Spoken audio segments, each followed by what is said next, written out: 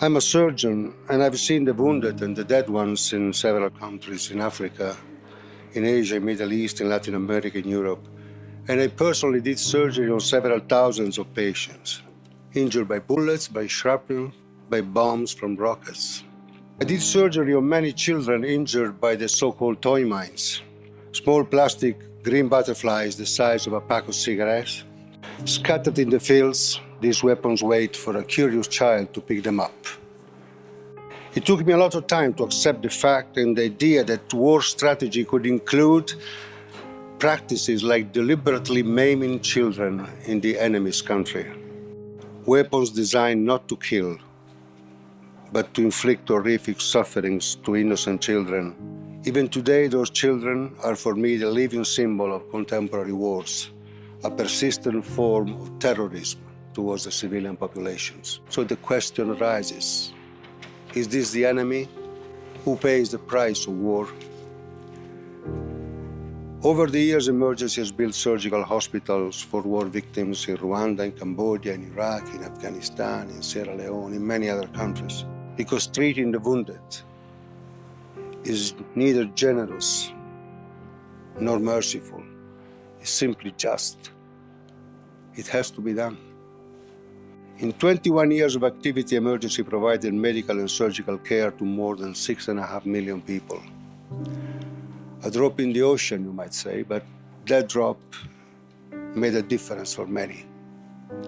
Regardless who was fighting against whom and for which reason, the result was always the same.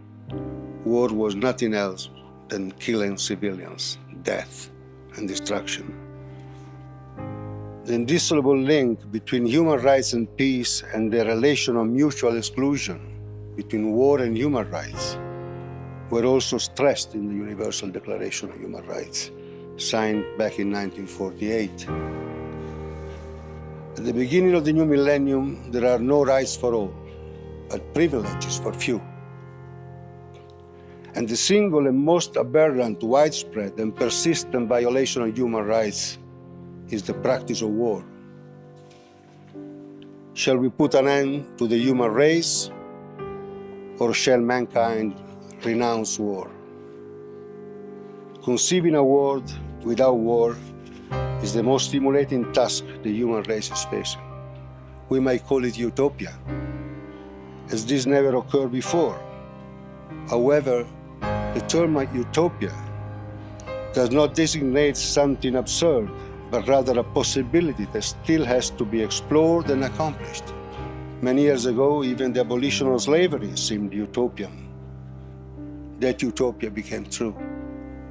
This must penetrate deeply in our consciousness, until the idea of war becomes a taboo, expelled from the human culture and from the human history.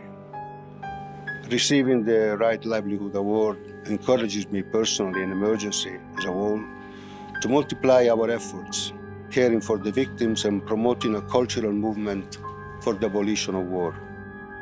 I appeal to all of you, working together for a world without war is the best we can do for the generations to come.